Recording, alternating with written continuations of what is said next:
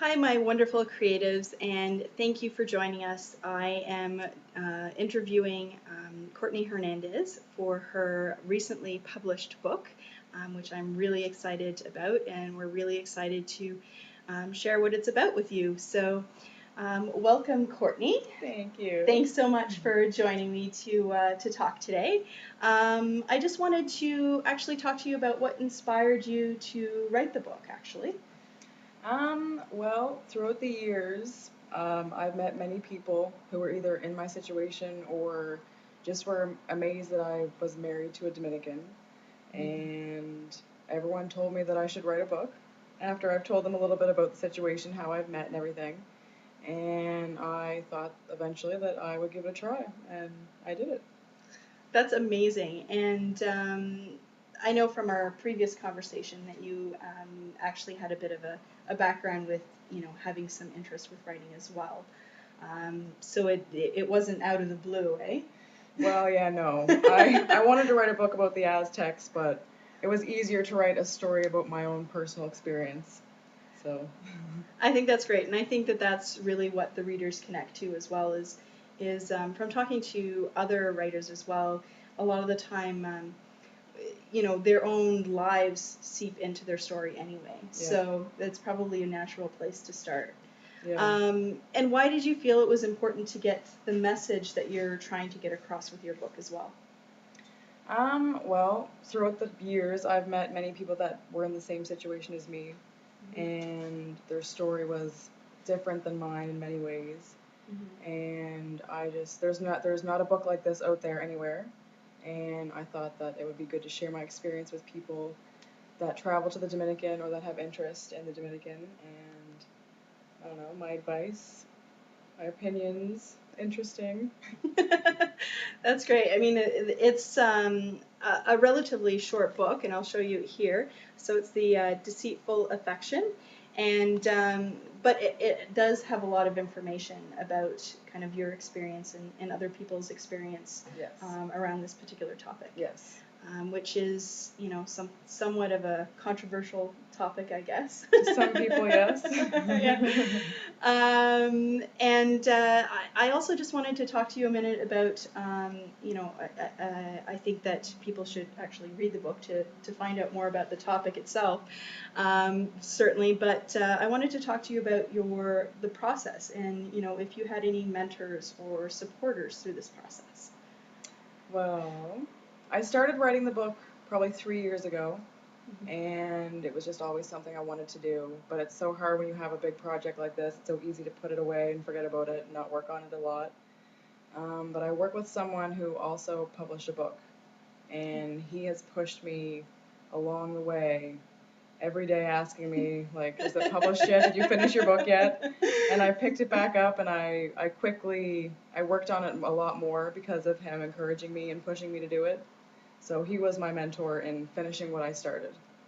That's amazing, and I think that we all kind of need that, and it's really part of why I'm doing these interviews is to, let people know that they're not alone and that there are local creatives and amazing people who have just decided to just do it and who have done some amazing work. So I do want to talk a little bit about the challenges as well, because sometimes that does keep us down and prevents us from really moving forward. So what were your biggest challenges with this project? Well, editing it is definitely the biggest. It took me probably a lot more effort to edit the book than it did to write it, for sure. English was never my strong subject in school, so I had 4 people help me with that. It took me about 6 months to edit, and all the excitement, it's published, and now it is a challenge to get them out there and get them sold, because unless I found a publisher, because I self-publish, that's why. So I'm by myself, pushing my book by myself, and there's ways of doing it. Yeah. And do you find it a challenge to kind of approach people to, try to get the message out there that you have this book? Yes.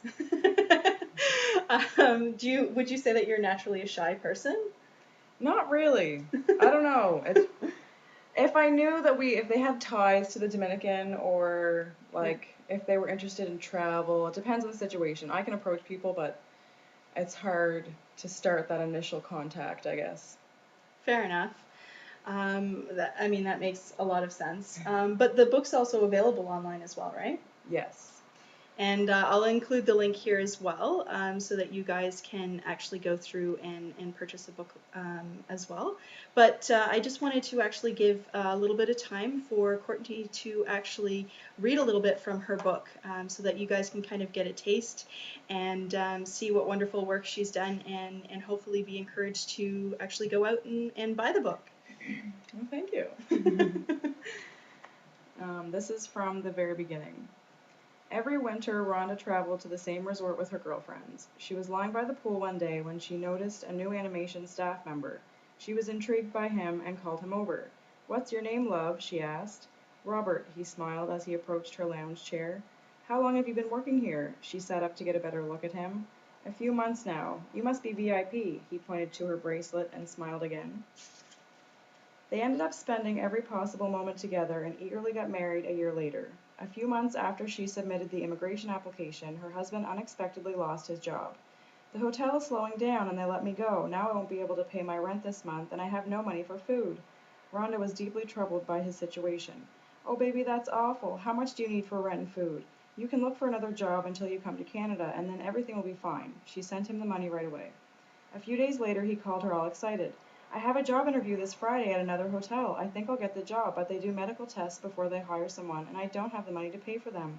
I asked my friend and he said no, and—" "How much?" she interrupted him. "You need a job. I miss you." The next week she called him to hear more bad news. "I'm in the hospital again. There was a car accident and I broke my arm. I'll probably lose my job, and I don't have any money to pay for the medical bill. I don't know what I'm going to do. You've already helped me so much," he whined. She felt sorry for all his bad luck, and he would be in Canada with her soon. She would just have to get him through this rough patch. As time passed, Rhonda sent him money bi-weekly to help him through all of his bad luck until he came to Canada. When he finally arrived, she threw him a party and invited all the Latin friends she knew. He liked his new circle of friends, and they invited him to go downtown to the bars almost every other weekend. Rhonda drove him to and from the clubs while she babysat and did other odd jobs to pay back the debt she'd accumulated. Their relationship changed. They grew apart as they were faced with real life. On vacation, Rhonda wasn't the woman she was at home, and Robert felt tricked. He had no one to turn to and not enough money to have the option to leave. Eventually, he fell in the arms of another woman. Robert was unfaithful to his wife for a year until she finally discovered his dark secret. Even though she was willing to try to stay together, he didn't love her anymore and was consumed by all the lies he had told. Devastated, Rhonda eventually had to kick him out, humiliated at what he had done to her. They divorced months later and both tried to pick up the pieces of their lives. Thousands of Canadians fall victim to marriage fraud every year. It's hard to know what to do next after being cheated on, used for money, and manipulated for months, if not years. It is difficult to find a relationship with someone in a different country where both parties honestly love each other and are not together because of the benefits attached.